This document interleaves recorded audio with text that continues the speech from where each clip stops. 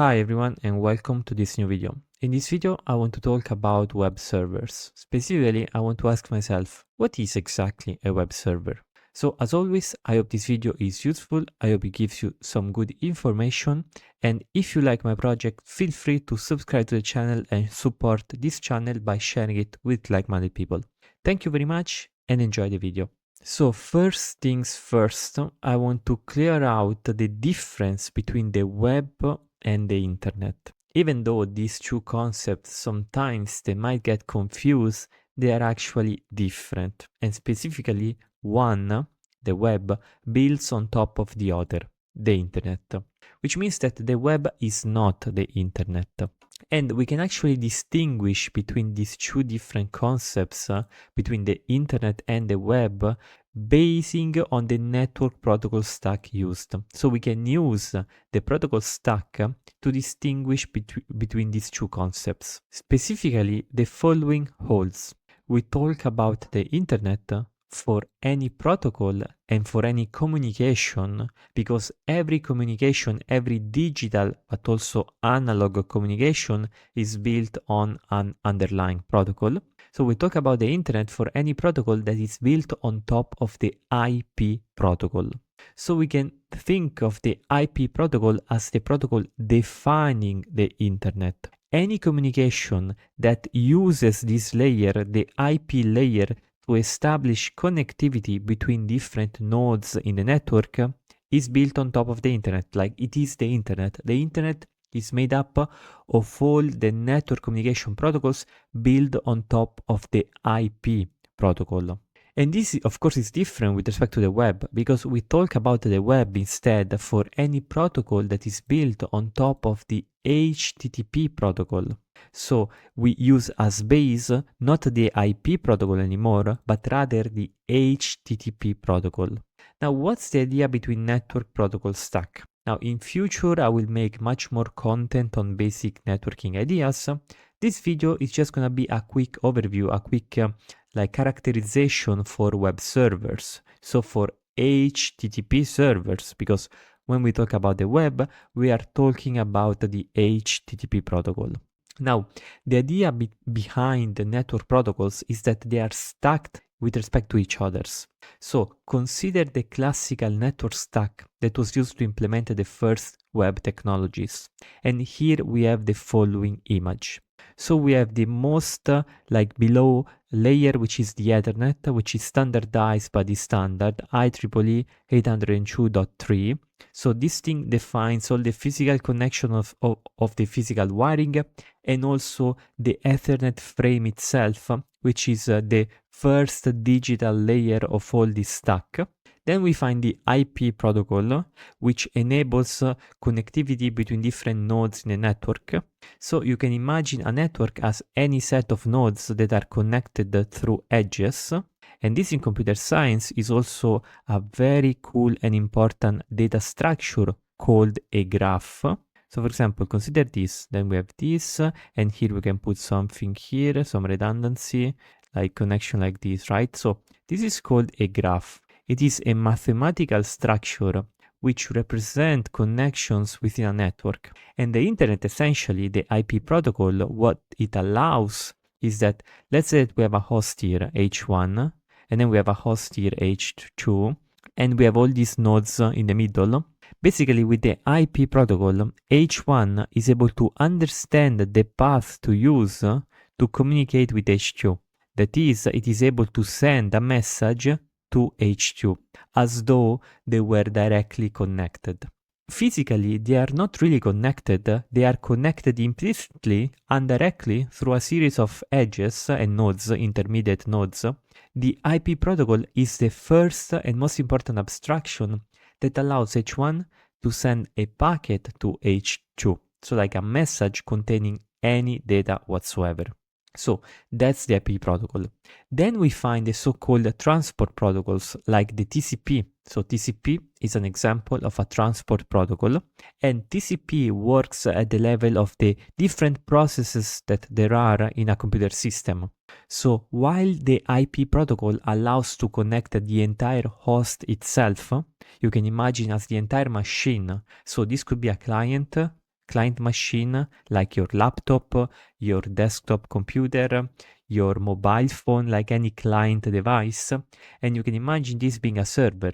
So like a piece of hardware with a CPU, a memory, a disk that is able to handle a lot of traffic, a lot of requests. So the IP protocol handles connectivity between different hosts. The TCP instead handles connectivity between the different processes in these two hosts.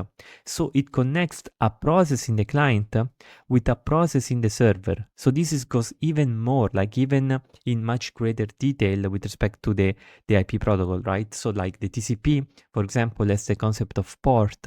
So you listen on a specific TCP port on a given IP interface, which means that for every IP interface, you have many different ports. And a process can listen on any of those ports and can receive data on any of those ports. But of course, TCP is not the only way to transfer data. There's also UDP, which is a different way of transferring data.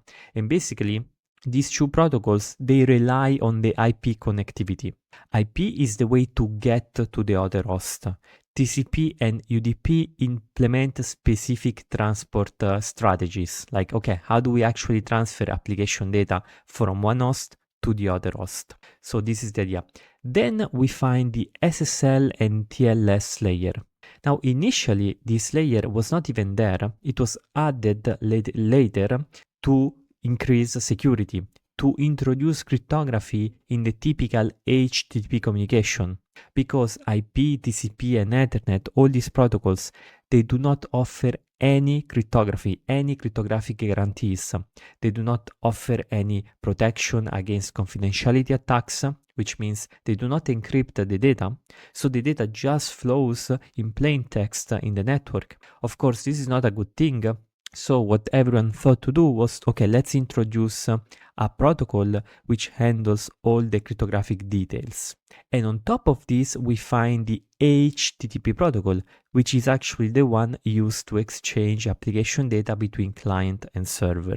And when we view it like this protocol stack, how can you imagine it being transmitted on the wire?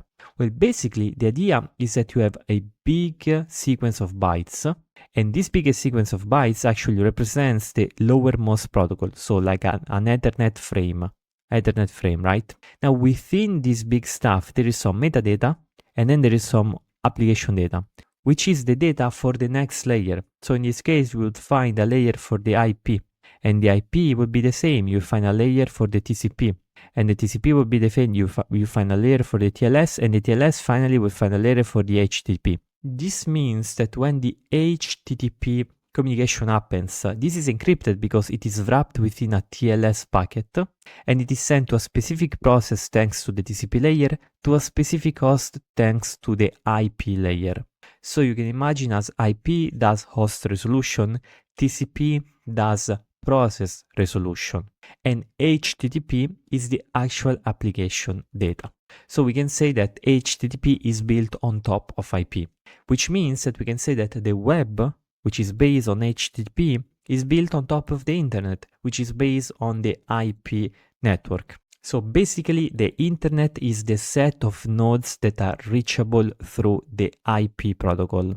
On top of these nodes, we can find the web, which is an abstract network. It is not a physical constructed network. It is an abstract network where nodes are connected through their HTTP communication. So let's answer the question, what is a web server? Now, a web server, put plainly, is a software that implements the server-side processing of the HTTP protocol.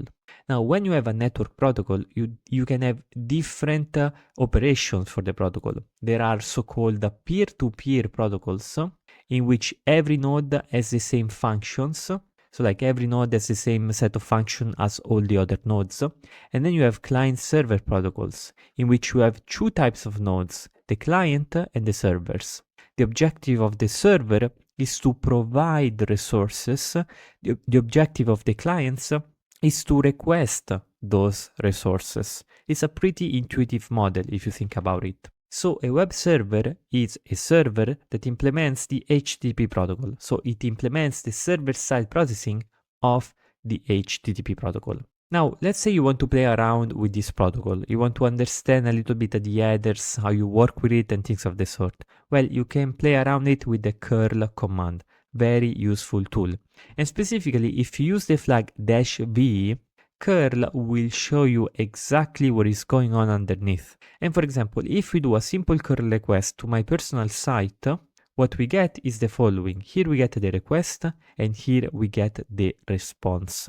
So in the request, we see that the HTTP protocol, at least version 1.1, is actually pretty simple to understand. It is a message written with ASCII bytes. So the bytes of the protocol have a correspondence with the English letters, with the English alphabet, and with some special characters like slash, like stars, like colon, like typical characters in the ASCII alphabet. And the structure of the HTTP request is, here we have a so-called HTTP verb, which is get, post, put, head, options, delete. There are a bunch of verbs. They define the action that the client wants to perform. Then we find the resource on which to perform that action. In this case, it is a slash. Now, slash has a special meaning in HTTP, and it means give me the default page for this asset, and this asset is the root of the web server. It's sort of like give me the initial page of the web server. But here I could also specify, like for example, files test.txt. So access a specific resource. So basically that's the idea. If I don't put anything, the web server is actually gonna transform this into index.html by default. But of course, this behavior can be configured at the level of the web server, because ultimately it's gonna be the web server who takes in this request and processes it accordingly. So with wget, here we put the version of the protocol we are using, and then we put a bunch of headers. And headers have this simple structure in which we have the name of the header, then this colon, and then the value of the header. For example, the user agent is used to represent the software that is making the request. Who is the client? So the client of the communication is the user agent, which in this case is curl version 8.12.1. The host instead signifies the website to which we want to connect. And this has to do with the mechanism of virtual host, so virtual host, which I talk in my web exploitation series, but in general they are a way in which you can have multiple websites under the same IP endport. So under the same combination of IP and port, you can have more than one website, and to specify which website you want, you use this host header, which defines the virtual host you're interested in. So this is the request, and if we send it, we're gonna receive a similar HTTP response. So in the response, we get the version back of the protocol, we get a status code, and we get the status code in sort of like a human understandable way, like 200 OK. It means, okay, I give you the resource you asked for. Pretty simple. Then you can find a server banner, a server header. This signifies the technology that was used to process the request server side.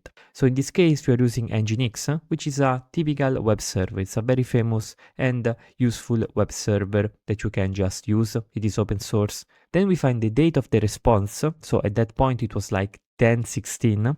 Then we find the type of the response, because the idea is that HTTP, the protocol HTTP, ultimately wants to exchange assets, and these assets have different extensions. For example, this one is a text HTML, and it also specifies that it is encoded using UTF-8 encoding.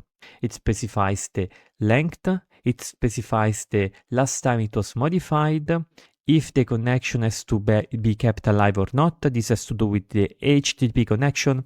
So basically the idea is that in the response we find all this metadata, but not only metadata, because at the end of the day, the response should contain the actual assets that we requested. And after that, we start to see some HTML. And this is the HTML of my personal page. And of course, here it would keep going. I just cut it because there's no point in putting all the HTML. So basically, as you can see, the objective of the HTTP protocol is to transfer resources. These resources are processed by HTTP clients, such as the browser. For example, if I open a browser and I go to this URL, here I'm gonna see this website which is rendered, it is the rendered version, it is the processed version of all this HTML code.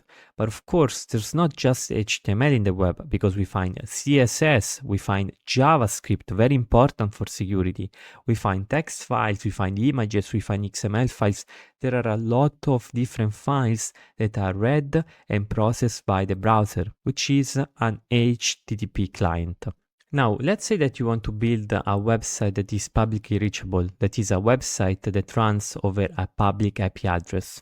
How can you actually do that? Well, to answer this question, I want to mention about Infomaniak.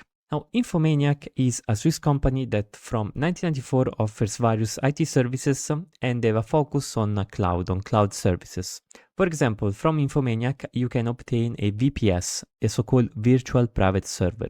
Now, this VPS, they are servers on the public internet with a specific IP address. It is a static IP address that allow you to just connect with SSH into this address and you can configure everything you want. Every service you want, you can have them publicly reachable, like for example my website, but you can also have them like private only for your sake. You can, for example, enable these services, you can open a VPN, and only when you are connected to the VPN, you are able to access those services. Now, for all of this, I suggest to check out Infomaniak. They have this VPS Lite from $3 per month. They also have a bunch more expensive if you want more performance. They are offering me this year a free VPS for the entire year. They want to be mentioned, and so far I'm finding a very good service on their side, so I'm happy to mention them. And if you want more information on Infomaniak and of the service, I'm gonna put some link below. I'm also gonna put a referral link below in case you want to start a simple VPS.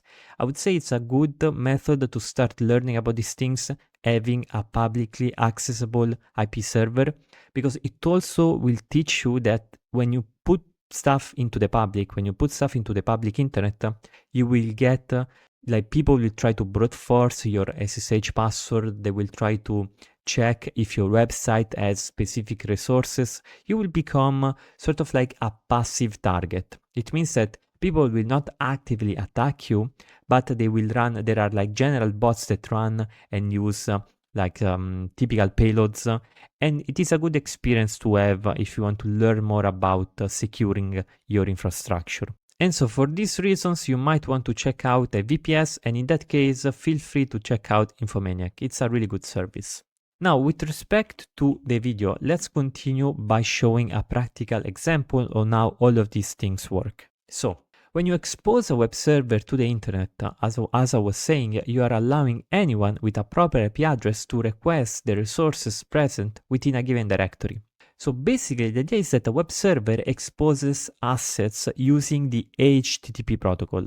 And those assets typically reside in a specific directory in the system.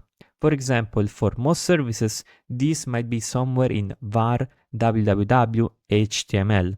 Here you put your files, and once you put a file here, like let's say you put, I don't know, test.html, then anyone on the internet, by using your IP address or a domain name, and by going to the test.html, they will access that particular file. Now, how can we simulate this with a very simple setup? Well, we can actually use Python to simulate a very simple web server. And this is extremely good to just build intuition over how these systems work. So let's open the shell. And let's create this www.data folder. So this is going to be our public folder. Every asset that we put in this folder will be accessible using our IP address. So we go into this folder, and for now we just put a very simple file. So for example, so let's see what's going on here. Okay, like this. So here, as you can see, I'm doing an echo of all this HTML into the index.html. So I'm going to index. Here is all like in a single line. I can even put it a little bit better. So this is typical HTML. Actually, here I have to close this tag because I forgot to close it here. Perfect. So here we have our asset. And so this is like a typical thing that you would see on the web. Of course, in the real web, HTML files are extremely complex. They are most of the time a real mess. but basically the idea is this one, simple tags with content. So to actually start our server, what do we have to do? Well, we have to go into the folder. So look at this, we have this folder with just a single file, index.html. And then we can start a web server, a simple web server with Python 3-m HTTP server. This is very useful also for exploitation and also for testing local web servers, like simple assets and stuff like that. This Python server is pretty minimal. It only offers, for example, support for GET. You cannot post to it, but to get started with understanding web servers, it's still a very good option. So look at this, here we started a server, and then at this point, let's see what happens. How can we access this server? Well, as I said, a simple like command line tool to make HTTP request is curl. So we can do curl, we can do -b to like have verbose mode so that curl prints out all the HTTP internal stuff. Then we can do HTTP : // This means in the following communication, I want you to use the HTTP protocol.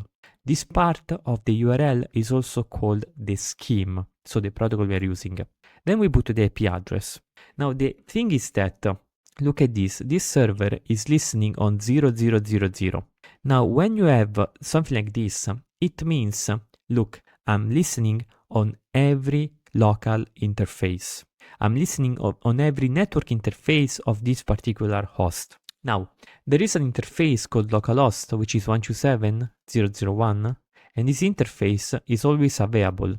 It's essentially, the way it works is that it loops, it goes into the kernel, and then it loops back. So it's sort of like you're not really going inside the network, you are simulating going inside the network, you're just going inside the kernel. The kernel immediately gives you back the stuff, but it simulates a network and it's really, really useful.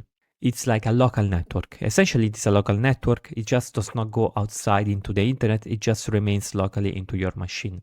So we do 127.0.0.1, and then we put colon, and then we put the port number. So 1337. Now, this port number, of course, has to do with the TCP protocol, because the TCP requires to know the port that the server is listening to. When we simply connect to a website, most of the time we don't even use the port. And why do we not specify the port? Because it is assumed that for the HTTP protocol, the default port is the port 80. So when we use a browser and we go using HTTP to a website, the browser automatically does this assumption, okay, the default port is 80, I'm gonna try port 80. If instead we have an HTTPS, the default port is 443. So basically every protocol has a default port and the browser tries with that. If that doesn't work, we might have to specify it explicitly, and we can do that in the URL as follows, with colon and then the port number. So basically this is it. If we do this, let's see what happens. Look at that. So here down below in the log, we receive the request. We receive a get to / HTTP version 1.1, and the response was 200 OK. Look at this. This is the request that we sent with curl, this one. And this is the response we obtain. HTTP 200 OK. Look at the server. Now the server is not Nginx anymore, right? Like it was for my server. It is simple HTTP because it is with Python. Then we find the content length, content type, date, last modified, also the one that we saw before. And now we have the HTML itself. So here basically we have the HTML. Now, of course, you can also go here through your local browser. You just have to go to the URL http 127.0.0.1.1337. And when we go there, basically, we just see this, a simple white page, and we can like view the source code. We can, wait, let's see. I can do inspect to like view the DOM. And basically, this is the idea. And if we check the network here, we also see this information, like the request that is made. But of course, with the network tab, it's a little bit more boring to use. So I just suggest to use curl if you want to play around, or use like a tool like Burp Suite, like a proxy, to actually play around even better with the web server and with the HTTP protocol. Now, for example, curl allows us to send different methods, different verbs. So if I want to send a post, I can do -X and then post like this. Now if I send this, let's see what happens. Well, actually, I'm gonna get an error code, and I'm gonna get the code 501, unsupported method post. Why? Because this server is minimal.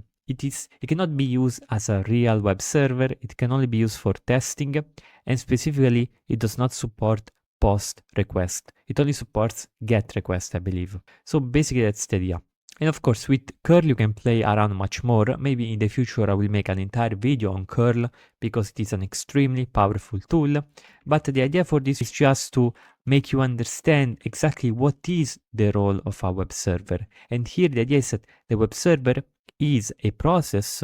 It is first a program, it then being executed into a process, and the role of this process is to handle the HTTP traffic in order to exchange this kind of assets. The typical assets we see on the web: HTML files, CSS, JavaScript, text, images, XML, and a whole other bunch that I did not put here. Basically, any file that the browser will use to display to the users. Now, of course, Python is a good example to play around because it's simple. So you can do simple setup on your local machine. You don't even need to have a VPS. You don't need to buy anything. You just do it on your local machine. If you want to move into actual general purpose web servers, I mean web servers that are used in production system by companies, by people, you know, that can handle a lot of traffic, here are three solid choices. So the Apache, Nginx, and Caddy. I'm most familiar with Nginx because that's what I use in my project for my servers and stuff like that, but the other alternatives are also good. And each web server has its own configurations for managing different things, such as the support for TLS, so the support for HTTPS, and the support for this thing has to do with all the cryptographic keys, so the crypto keys, and also, of course, a really big important part is the handling of X509 certificates.